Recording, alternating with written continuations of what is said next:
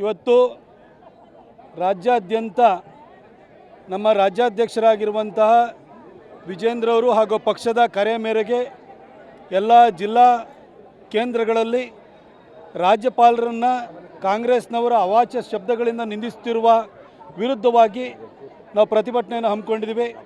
ನಮ್ಮ ಮೈಸೂರಿನಲ್ಲೂ ಕೂಡ ನಮ್ಮ ಮೈಸೂರು ನಗರ ಜಿಲ್ಲಾಧ್ಯಕ್ಷರಾಗಿರುವಂಥ ನಾಗೇಂದ್ರಣ್ಣ ಅವರು, ನಮ್ಮ ಸನ್ಮಾನ್ಯ ಶಾಸಕರಾಗಿರುವಂಥ ವತ್ಸಣ್ಣ ಅವರು, ನಮ್ಮ ಮಾಜಿ ಮೇಯರ್ ಆಗಿರುವಂಥ ಶಿವಕುಮಾರ್ ಅವರು ಹಾಗೂ ನಮ್ಮ ಎಲ್ಲ ನೇತಾರರ ನೇತೃತ್ವದಲ್ಲಿ ಇವತ್ತು ಇಲ್ಲಿ ಗಡಿಯಾರದ ಹತ್ರ ಪ್ರೊಟೆಸ್ಟನ್ನು ಇಟ್ಕೊಂಡಿದ್ದೀವಿ.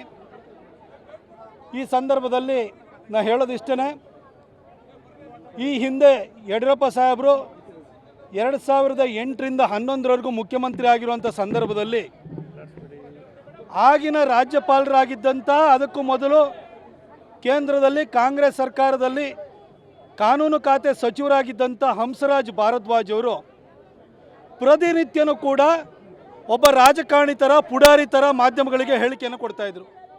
ಹಾದಿ ಬೀದಿಯಲ್ಲಿ ನಿಂತ್ಕೊಂಡು ಯಡಿಯೂರಪ್ಪ ಸಾಹೇಬರ ಸರ್ಕಾರವನ್ನು ದೂಷಣೆಯನ್ನು ಮಾಡ್ತಾಯಿದ್ರು. ಒಂದು ರೀತಿಯಲ್ಲಿ ಆಗ ರಾಜಭವನ ಅನ್ನೋದು ಕಾಂಗ್ರೆಸ್ನ ಕಚೇರಿಯಾಗಿತ್ತು. ಆದರೆ ಅದಕ್ಕೆ ತದ್ವಿರುದ್ಧ ಎಂಬಂತೆ ನಮ್ಮ ರಾಜ್ಯಪಾಲರಾಗಿರುವಂತಹ ತಾವರ್ಚಂದ್ ಗೆಹ್ಲೋಟ್ ಅವರು ಯಾವತ್ತೂ ಕೂಡ ರಾಜಭವನದ ಘನತೆಗೆ ವಿರುದ್ಧವಾಗಿ ನಡ್ಕೊಳ್ಳಿಲ್ಲ. ಸಿದ್ದರಾಮಯ್ಯ ಸಾಹೇಬರ ವಿರುದ್ಧ 14 ಸೈಟ್ಗಳನ್ನು ಅಕ್ರಮವಾಗಿ ಪಡ್ಕೊಂಡಿದ್ದಾರೆ. ವಾಲ್ಮೀಕಿ ಅಭಿವೃದ್ಧಿ ನಿಗಮದಲ್ಲಿ 187 ಕೋಟಿ ರೂಪಾಯಿ ಹಗರಣ ಸಂಭವಿಸಿದೆ ಅಂತ ತಿಳಿದು ಬಂದಾಗಲೂ ಕೂಡ ಒಂದು ದಿನವೂ ಕೂಡ ಸಾರ್ವಜನಿಕವಾಗಿ ಸರ್ಕಾರವನ್ನು ಟೀಕೆ ಮಾಡುವಂಥ ಕೆಲಸವನ್ನು ಮಾಡಲಿಲ್ಲ. ರಾಜಭವನದ ಘನತೆಗೆ ತಕ್ಕಾಗೆ ನಡ್ಕೊಂಡ್ರು. ಆದರೆ ಖಾಸಗಿ ದೂರುಗಳು ಬಂದಂಥ ಹಿನ್ನೆಲೆಯಲ್ಲಿ ಮುಖ್ಯಮಂತ್ರಿಗಳಿಗೆ ನೇರವಾಗಿ ಕಾನೂನಿನ ಪ್ರಕಾರವಾಗಿ ನೋಟಿಸ್ ಕೊಟ್ಟು ಅವರ ವಿವರಣೆಯನ್ನು ಪಡ್ಕೊಂಡು ಅದು ಸಮಾಧಾನಕರವಾಗಿ ಇಲ್ಲದೇ ಇರೋ ಕಾರಣಕ್ಕೋಸ್ಕರವಾಗಿ ಪ್ರಾಸಿಕ್ಯೂಷನ್ಗೆ ಅವಕಾಶವನ್ನು ಮಾಡಿಕೊಟ್ಟಿದ್ದಾರೆ. ನಮ್ಮ ರಾಜ್ಯಪಾಲರು ಒಂದು ದಲಿತ ಸಮುದಾಯಕ್ಕೆ ಸೇರಿದವರು, ಆದರೆ ಯಾವತ್ತೂ ಕೂಡ ಘನತೆ ಗೌರವಕ್ಕೆ ಧಕ್ಕೆ ಆಗೋ ರೀತಿಯಲ್ಲಿ ಯಾವತ್ತೂ ನಡ್ಕೊಂಡಿಲ್ಲ.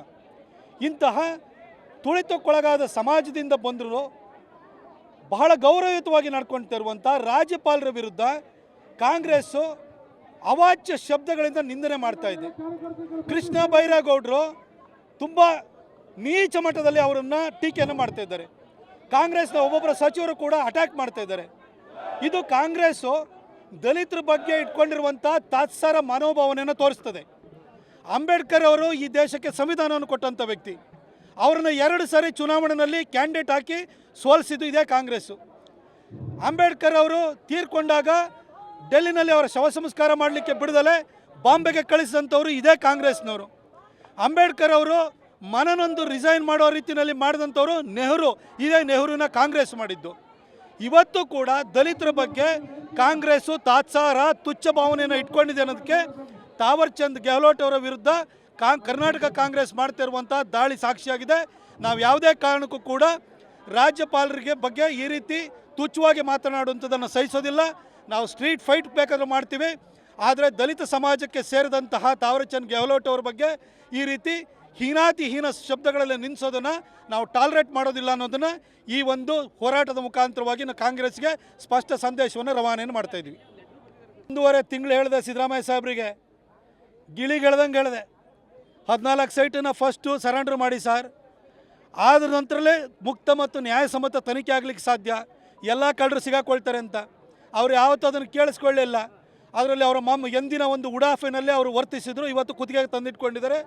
ಅವರು ಪ್ರತಿ ಹಂತದಲ್ಲೂ ಕೂಡ ಕಾನೂನಿನಲ್ಲಿ ಅವರು ತಿರುಚುವಂಥ ಕೆಲಸವನ್ನು ಆ ಸೈಟನ್ನು ಪಡ್ಕೊಳ್ಳುವಾಗ ಎಲ್ಲ ನಿಯಮಗಳನ್ನು ಗಾಳಿಗೆ ತೂರಿರುವಂಥದ್ದು ಸಾಕ್ಷ್ಯಾಧಾರ ಸಮೇತವಾಗಿ ಹೊರಗಡೆ ಬರ್ತಾಯಿದೆ. ಮುಖ್ಯಮಂತ್ರಿ ಸಿದ್ದರಾಮಯ್ಯನವರಿಗೆ ಅವರ ಸ್ಥಾನದಲ್ಲಿ ಮುಂದುವರಿಯುವಂಥ ಯಾವುದೇ ನೈತಿಕ ಹಕ್ಕಿಲ್ಲ. ಮಾಧ್ಯಮಗಳ ಮುಖಾಂತರವಾಗಿ ಪ್ರತಿನಿತ್ಯನೂ ಕೂಡ ಒಂದೊಂದು ದಾಖಲೆ ಹೊರಗಡೆ ಬರ್ತಾಯಿದೆ. ನೆನ್ನೆ ಅದರಲ್ಲೂ ಅವ್ರ ಹೆಂಡತಿ ಬರೆದಿರುವಂಥ ಪತ್ರಕ್ಕೆ ವೈಟ್ನರ್ ಹಾಕಿರುವಂತಹ ಒಂದು ಪತ್ರ ಹೊರಗಡೆ ಬಂದಿರೋದಂತೂ ಅವರು ಆ ಒಂದು ಮುಖ್ಯಮಂತ್ರಿ ಸ್ಥಾನದಲ್ಲಿ ಒಂದು ಕ್ಷಣನೂ ಕೂಡ ಮುಂದುವರಿಯೋದಕ್ಕೆ ಯಾವ ನೈತಿಕ ಹಕ್ಕು ಇಲ್ಲ ಅನ್ನೋದನ್ನು ಸಾಬೀತು ಮಾಡಿದೆ. ಮುಖ್ಯಮಂತ್ರಿ ಸಿದ್ದರಾಮಯ್ಯನವರೇ, ಅರವಿಂದ್ ಕೇಜ್ರಿವಾಲ್ ಥರ ಬಂಡತನವನ್ನು ಪ್ರದರ್ಶನ ಮಾಡಬೇಡಿ. ಕರ್ನಾಟಕ ಇವತ್ತು ಸಭ್ಯ ರಾಜಕಾರಣಕ್ಕೆ ಹೆಸರಾಗಿದೆ ಅನ್ನೋದನ್ನು ಒಂದು ಮೇಲ್ಪಂಕ್ತಿಯನ್ನು ಹಾಕಿಕೊಡಿ ರಾಜೀನಾಮೆ ನೀಡುವ ಮುಖಾಂತರ ಅಂತ ನಾನು ನಿಮ್ಮನ್ನು ಕೇಳ್ಕೊಳ್ತೀನಿ. ಬಾಂಗ್ಲಾ ಪ್ರಧಾನಿಗೆ ಬಂದ ಗತಿ ರಾಜ್ಯಪಾಲರಿಗೆ ಬರುತ್ತೆ ಅಂತ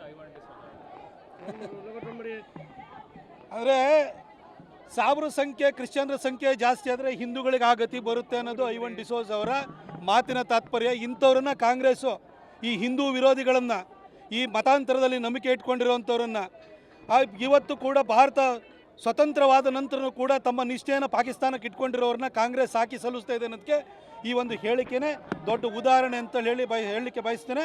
ಹಾಗೆ ಹಿಂದೂಗಳೇ ಎಚ್ಚೆತ್ಕೊಳ್ಬೇಕು. ಕಾಂಗ್ರೆಸ್ ಸಾಕಿರುವಂಥದ್ದು ಈ ರೀತಿ ಹಿಂದೂ ವಿರೋಧಿಗಳನ್ನ ಅನ್ನೋದನ್ನು ಈಗಲಾದರೂ ದಯವಿಟ್ಟು ಅರ್ಥವನ್ನು ಮಾಡ್ಕೊಳ್ಳಿ.